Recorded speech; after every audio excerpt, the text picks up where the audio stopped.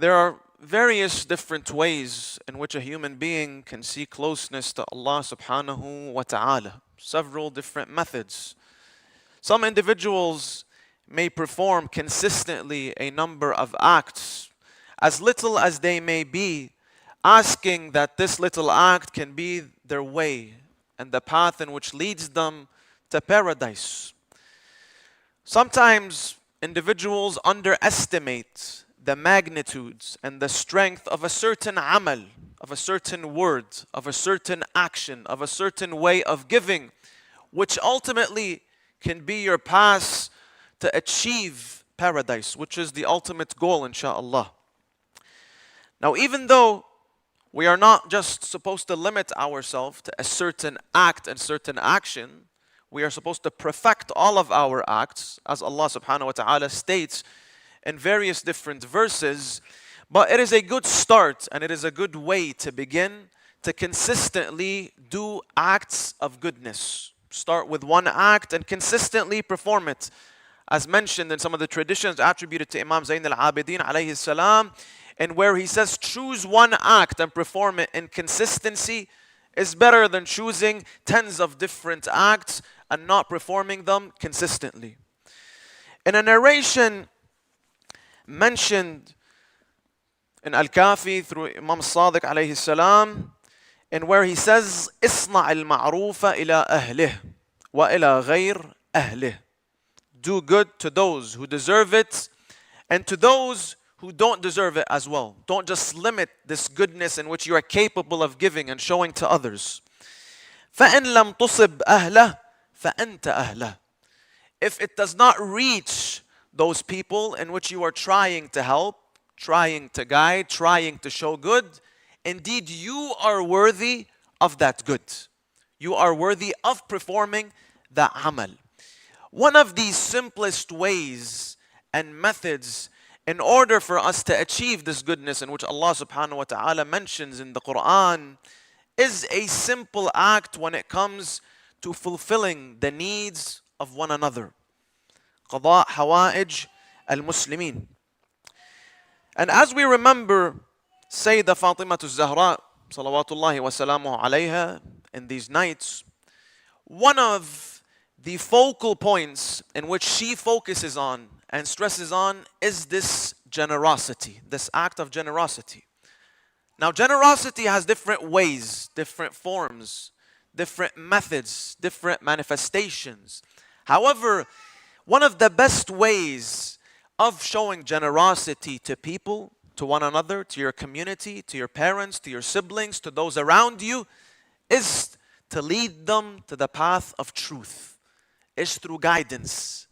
And as little as it may seem to someone that usually we restrict kindness to giving, either giving money, giving wealth, helping, standing up for one another, and so on and so forth, many of the times we underestimate the value of us guiding one another. That's why the Quran says, Allah subhanahu wa ta'ala in Surah Al-Imran, verse 110, Bismillah ar-Rahman ar-Rahim, كنتم خير أمة أخرجت للناس تأمرون بالمعروف وتنهون عن المنكر. Indeed, you are the best of nations, the best of groups, the best of creations. When do you become amongst those best of creations? When you, as a community, as a group, enjoin good and forbid evil. This is a way in order to show this kindness and this generosity. So inshallah, in these few minutes I would like to focus on this topic, how we can show this generosity by guiding one another through standing up and helping when it comes to performing our wajib, which is a fara', which is one of the pillars in our religion, when it comes to enjoining good and forbidding evil. Sallu ala Muhammad wa ali Muhammad.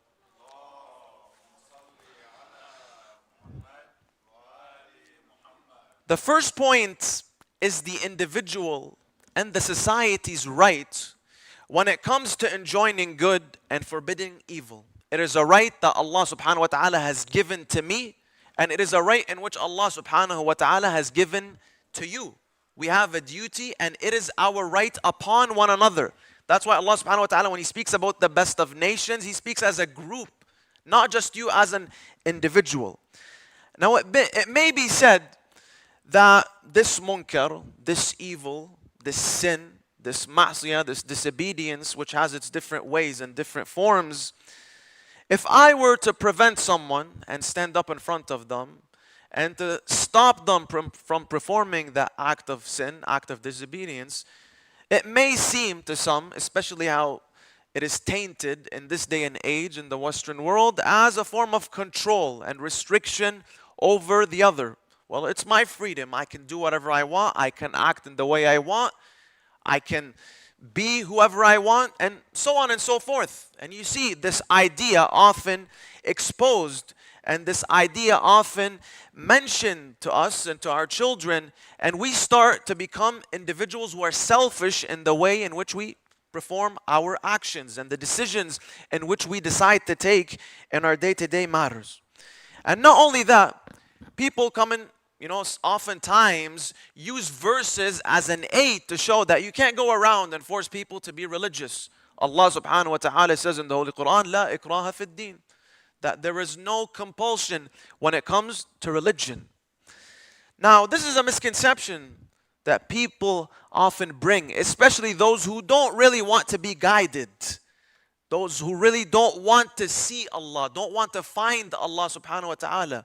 But does that mean, because of this idea or this concept in which they believe in, that I am not required to still fulfill this obligation or not? In other words, who gives me this jurisdiction? Who gives me this way or this opportunity or this ability, in other words, in order to go around and to enjoin people when it comes to doing that which is right and staying away from which is evil? It is Allah subhanahu wa ta'ala. It is a right upon me that I go and I help that individual and I guide them.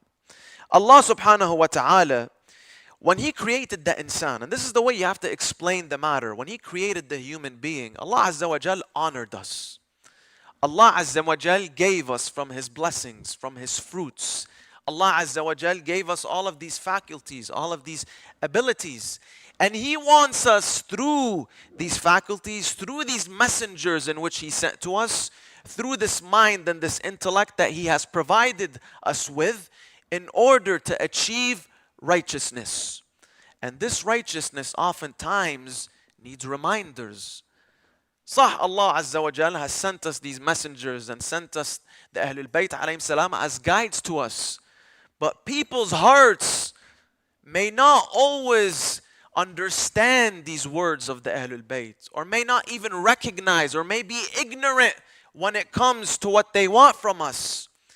That's why when I understand the creation behind man and why Allah Azza wa Jal brought us into this realm of existence in terms of honoring us, in terms of seeing how we can do and how we can become the best of His nations through our actions, through our a'mal, I realize that Allah Azza wa Jal, through these individuals in which sometimes may stand up against me, but for my benefit, to teach me and to guide me, and because they care about my hereafter, it is a way of Allah subhanahu wa ta'ala honoring me through them. وَلَقَدْ كَرَّمْنَا بَنِي آدَمَ. Allah subhanahu wa ta'ala has honored the children of Adam. وَحَمَلْنَاهُمْ فِي الْبَرِّ وَالْبَحْرِ وَرَزَقْنَاهُمْ مِنَ الطَّيِّبَاتِ. Allah Azza wa Jal is speaking how He blessed us in this realm, in this earth. And one of the ways in which He blessed us is through these individuals, showing us and proving to us that there is a way, that there is still light. You can find yourself. You can reach Allah subhanahu wa ta'ala. It's never too late, especially when we celebrate and when we honor individuals like Sayyidah Fatimah al-Zahra and the Ahlul Bayt alayhim as-salam. It's a reminder to us that this creation, that this life of ours consists of different representations. You have the materialistic representations, which some of the verses in which I recited allude to, when it comes to taking from these khairat, from these blessings, to live a decent life, you and your family and your spouse and your children, to provide for them, to live a good life, to travel, to buy a home, to buy a car. This is the materialistic manifestation. Another representation is the social life, is when it comes to our relationships with one another, with our communities, with our society, with the mosque, with our neighbors, with our arham, with our relatives and cousins and parents and uncles and so on and so forth. This is a representation as well in which I need to take into consideration. The third representation is the spiritual representation. And this spiritual representation is to live a stable, consistent, spiritual, God-conscious life.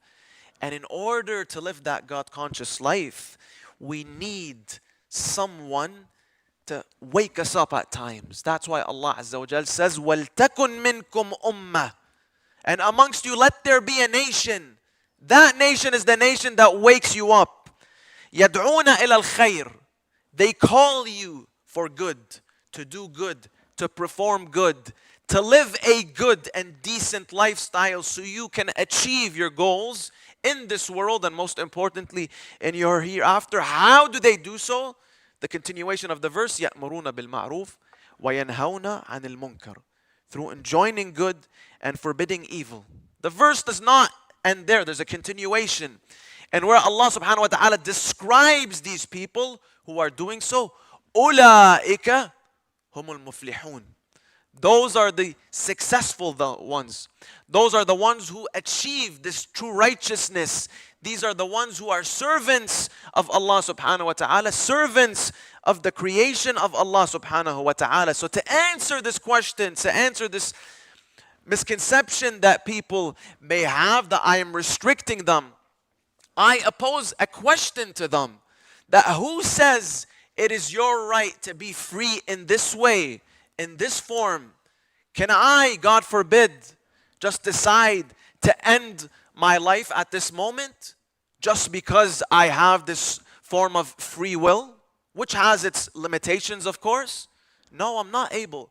Because this nafs, this soul, this creation, this body that I have, Allah subhanahu wa ta'ala has given me it, has provided me with it, but I am required to return it back to Allah subhanahu wa ta'ala. I'm renting it in this world. To returning it back to Allah Azza wa Jal in its best way, in its perfect manner, in its perfect form. That's why this nafs has a sanctity, has a hurmah. And I can't go around and just because I feel like it to take this hurmah away. No, it is my right and it is the rights of those around me to help me and to stop me from doing such an evil action.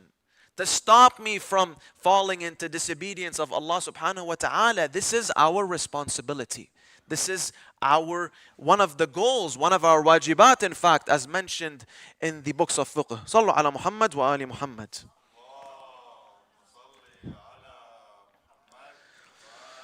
That's why in a tradition attributed to Imam al-Baqir alayhi salam, he says, verily the enjoyment of good and the prohibition of wrong is the path of the Prophet. So by doing so, you are following the footsteps of the Anbiya, of the Awsiya.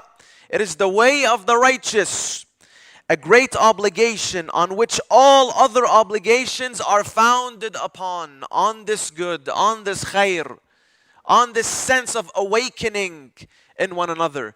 As a matter of fact, when I am not there and standing up for my brother or my sister, especially my close ones, especially those who I have this, close form of relationship with, if I am not there for them, then I am oppressing them. I'm doing the complete opposite. It's not by me telling them what is right or what is wrong, I am oppressing them. By me seeing them fall into the pits of sin and perform these mistakes and take wrong decisions, and I'm just staying there because I don't want to speak or I'm scared that I am going to hurt their feelings. Now, obviously, there's ways and there's methods for performing Amr bil Ma'ruf and Nahy Anil Munkar. Maybe on a different occasion we can speak about it. But the point being is when I enjoin this good and when I forbid this evil, I am taking them away from the oppression in which they put themselves in. When a person sins, when a person performs a ma'siyah, not only that they are oppressing those around them, if this sin is not only when it comes to themselves, but they are oppressing themselves. They are guilty of their actions and they need to be held accountable. And one of the ways that I hold them accountable is to help them, is to be guides for them in this world. The second point, and I'll end off here, is a point that the scholars always mention about that there is an interrelationship when it comes to faith, when it comes to iman, and when it comes to performing this duty. That's why it's not a duty which does not have consequences when it comes to myself on a spiritual level. Not only am I aiding my brother or my sister spiritually, but I am also receiving of this good. That's why in the narration we mentioned in the beginning that even if those who are not worthy of that good, you are still there trying to show them the good and they didn't appreciate that good, you still did good for yourself. You are worthy as an insan who has this hurma, who has this value, who has this status of performing that good. And this good will be an aid, will be that act which may lead you to paradise, which we ask Allah subhanahu wa ta'ala inshaAllah to reach. So this is one of the ways of khidmat al-Muslimin, of qada hawa'ij al-Muslimin. It's not only to give people money. It's not only to help people and, giving them that in which they need, that in which is a necessity for them. No, to guide them as well is a way of khidmat al-mu'mineen. And there are so many narrations that speak about the importance of helping one another. Imam al-Sadiq alayhi salam, he says, whoever fulfills a need for his brother, Allah subhanahu wa ta'ala will grant him what he himself asks for. You want your dua to be accepted? Go help people. One of the ways. Imam al-Kadhim alayhi salam, he says, Allah has servants on this earth. And these servants are those who strive to fulfill the people's needs. And one of the ways of fulfilling people's needs is through guiding them to truth. Is to showing them the light of Allah subhanahu wa ta'ala. These people, the Imam says, they will be safe on the day of judgment. And we ask Allah subhanahu wa ta'ala insha'Allah to be amongst those people. Allah subhanahu wa ta'ala says, Bismillah ar-Rahman ar-Rahim, wal asr. إن الإنسان لفي خسر إلا الذين آمنوا وعملوا الصالحات وتواصوا بالحق وتواصوا بالصبر. Indeed, those who do good, those who achieve true righteousness, تواصوا بالحق, they call people towards truth. They guide people towards truth. It's a verse, perhaps it's a surah we recite on a daily basis, but it is important to reflect in the meaning of this verse, especially the last part and where Allah subhanahu wa ta'ala orders us. We want to be amongst those who do not lose in the day of judgment. تواصوا بالحق وتواصوا بالصبر. Enjoin one another towards goodness, towards khair, towards that which leads the individual to Allah subhanahu wa ta'ala, and to be patient. Bismillah ar-Rahman ar-Rahim, wal asri innal insana lafi khusr